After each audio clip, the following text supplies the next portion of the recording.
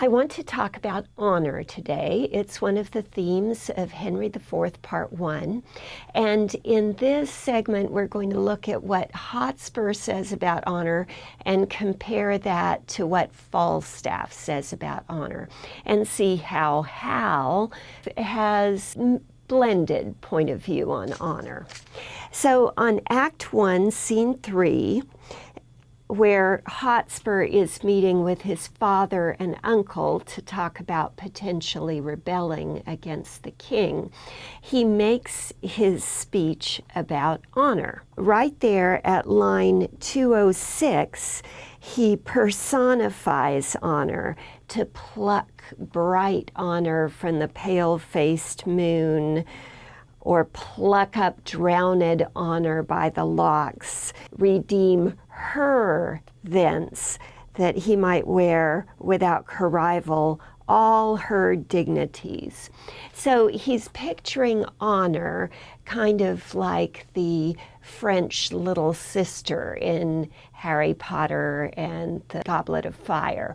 She's drowned at the bottom of the lake, and it's the honorable thing to do to pluck up her by the locks, or personifying her as a lady on the moon. So he's personifying honor as a remote deed that you must do that's heroic. It's kind of like a knight would win a lady, and he is saying that this must be an exclusive kind of thing. He wants to wear without rival all her dignities. He doesn't want to share with anyone. So then in Act 4, when you see him getting ready for battle, he is thinking of the glory that's going to come when he is either battling to the death with somebody else royal, or else winning the prize away from someone else by killing them. Contrast this with Falstaff in Act 5, and Falstaff is suggesting not that honor is a personified lady to win through noble deeds, but honor is just a word. So have a look at the very end of Act 5, Scene 1, on line 130, honor pricks me on. Yea, but how if honor prick me off when I come on? Can honor set a leg? So honor can't do anything practical for him. What is honor? A word. What is that word honor? Air. So he is suggesting that he is not interested in honor because it's just insubstantial.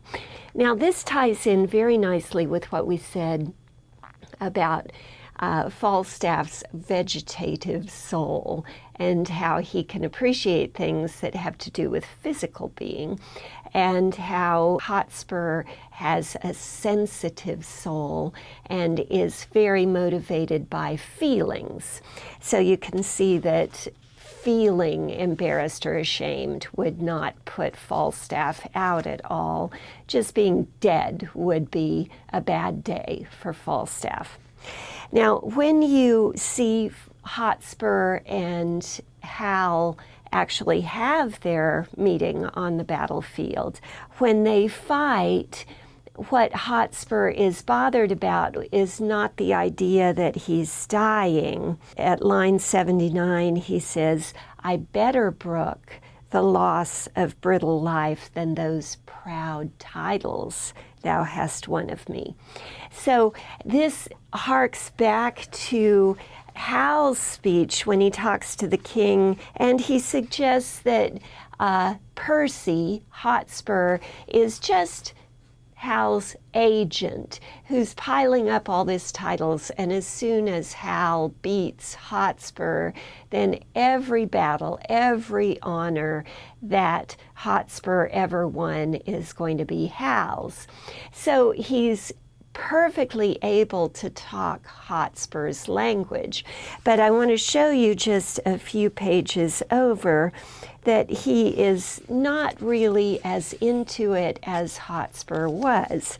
So in Act 5, Scene 4, where Hal and his younger brother are encountering Falstaff, Falstaff is so dishonorable that he has claimed Hotspur and has punched holes in him with his sword after he found him dead. Mutilating a body on the battlefield is a terrible thing to do even in the 21st century. So in that chivalrous age, this was a very dishonorable act. But on Act 5, Scene 4, when Hal challenges Falstaff, Falstaff continues to lie and bluster, and Hal says at line 161, "For my part, if a lie may do thee grace, I'll gild it with the happiest terms I have." He doesn't care, in actual fact, about who gets the honor. He's just glad that the enemy is dead and his friend is alive.